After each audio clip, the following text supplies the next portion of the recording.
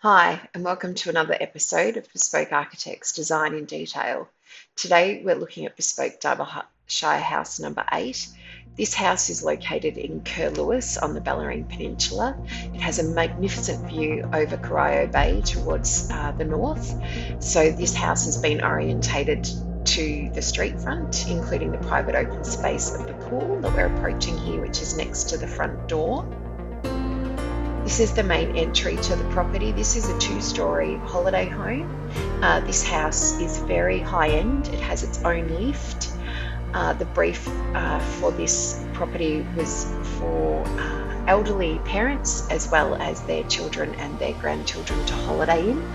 So the house is very much divided into the lower level being for the families, the children and the grandchildren to occupy, while the upstairs is very much for the parents.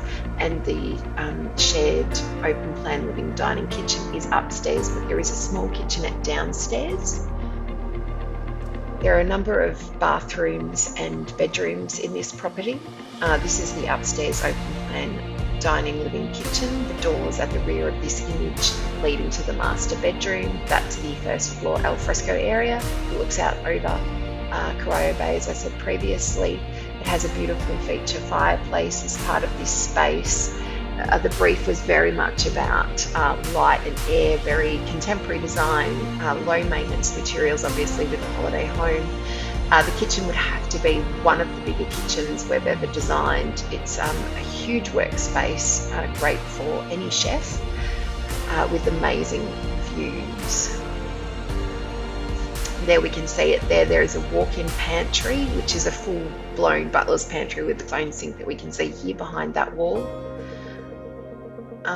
Multiple appliances, very much that black and white theme here with the softer timbers in the flooring to soften this. That's with the pantry door shut. It's got the downdraft induction cooktop, which means there's no range hood to interrupt the views above the kitchen island bench. We've used that now on a number of projects. That's the view from the kitchen over that outdoor alfresco towards the Yuyangs there in the distance. I mean, as you can see, spectacular site, all public land across the street, so no chance of the view ever being blocked out. This is the upstairs alfresco area, so with glass louvers to the west to help block out prevailing bad winds. This is the ground floor north-facing swimming pool, which is in the front yard. I love the landscaping around this pool, so we've kept the fence low at the 1200, and there's no front fences in this development, and the landscaping was beautiful for this project. This is the upstairs ensuite of the master bedroom.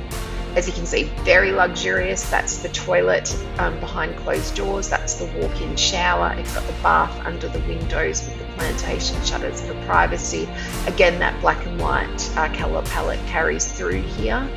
We like to work with all our clients on their preferred colour palettes, and the contrast between the black and white is very strong and what I would consider to be a classic, never going to date sort of material palette. This is the master suite here.